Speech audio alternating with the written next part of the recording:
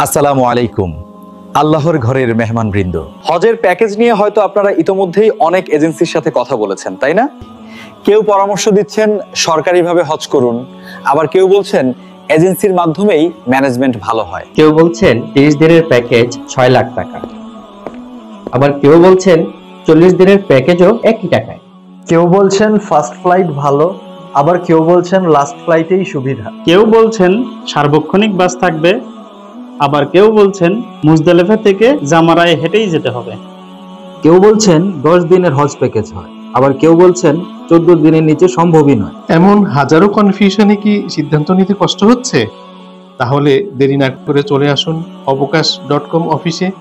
আমরা ইনশাআল্লাহ আপনার সব প্রশ্নের সঠিক উত্তর দেব এবং আপনাকে উপযুক্ত প্যাকেজ বেছে নিতে সহায়তা করব।